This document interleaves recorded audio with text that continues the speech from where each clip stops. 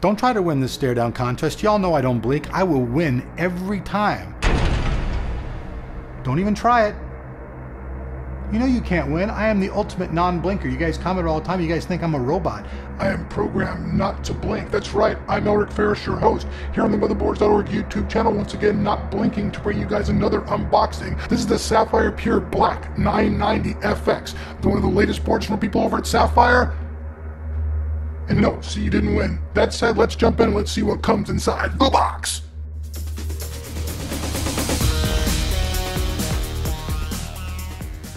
Alright everybody, so here we can see this is the outside of the box. This is the Sapphire Pure Black 990 FX board. One of the little tabs popped off the side over here. You guys can see that. Lots of features on the thing. Supports all the new latest FX processors from AMD. I call it the fail-dozer. It's the bulldozer, but that's a matter of opinion. This is just basically the stuff on the front here. Not a lot of stuff to talk about. Flip around, just let you guys see the back of the box anyways. One thing I just want you guys to take note of, though, is that the people at Sapphire now have the entire engineering team that used to be at EVGA. So all those EVGA classified motherboards and all that stuff that you guys so loved, those are in a Sapphire motherboard. So let's pop the top right now. You can see everything's nice and packed in here.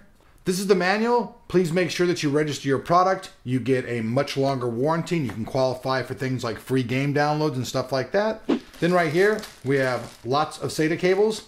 These are the new SATA 3 cables that work at the 6 gigabit a second rate. Throw that down there. Then we've got the USB 3.0 breakout box. This is pretty cool. Flip that around. Some cases don't have that, so you're going to want to use it if your case doesn't have them actually on top. If you do have it on top, you may not use it. Here we go. We have the Pure Black 990 FX. This is the quick installation guide from Sapphire. Inside of this, it just has a lot of points about the chipset and about all the stuff on the motherboard. If you guys are new to installation of the motherboard, you'll probably flip through it. If you've built hundreds of systems, you're not even going to look at it. I never even really look at the manual anymore unless I come across something I really need. Here's the installation CD, and we have a case badge right here that's all spinning around the package as I spin it around here. Woo, spin the badge, yay. But anyways, you got that. You got the little case badge, if you so desire. Then we have the rear I/O. Rear I/O is completely decked out. Most of the stuff is marked on it. It's not fully decked out. Some of them actually have writing all the way across. This only has writing on parts of it, and some of the stuff's not even broke out yet. So if you don't want to use it, you don't have to. But I think that's kind of a little bit weird. In fact, there's like a big soft thing on the back here. I guess it's kind of a noise cancellation thing. So that's on there as well. Let me see if there's anything else. All right, so basically, folks, this right here would be the bundles page. If you're looking over at Motherboards.org, if you're reading one of our written reviews, this would be on the bundles page. This is all this stuff. I'm going to go ahead and take this out of the way now so we can take a look at the motherboard. Get it out of the box here. Let me see here. Does it have that new motherboard smell? Oh, yes, it does. All right. So let's just take a look at this thing right off the bat. Very, very nice looking motherboard. If you're into the blues and blacks, it's a good color scheme. Nothing too funky about it. Huge, and I do mean huge, heatsink covering up all the MOSFETs and everything, and the north bridge. South bridge is also cooled, although it is passive, not active. Around the ZIF socket, you can see there's plenty of room around there for an aftermarket heatsink. Your memory goes right here.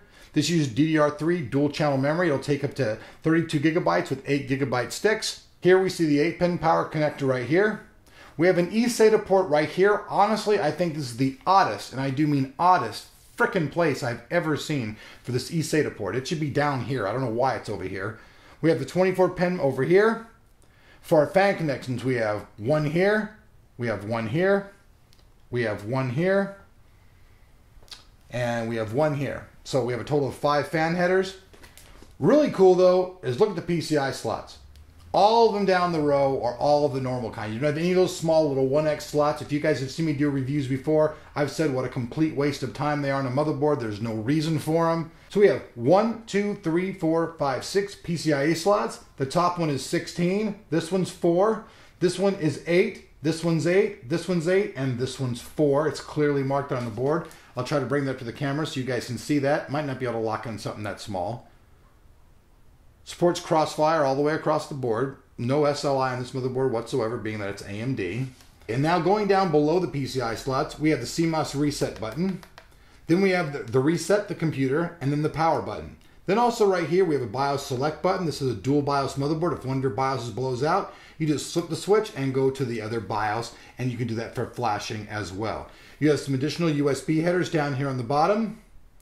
Then right here, we have a little gauge right here. This is going to give you numbers and tell you if there's an error code on the thing. Like you come up, it'll say like AH or whatever. It'll give you an error code, tell you what's your memory, your CPU, whatsoever.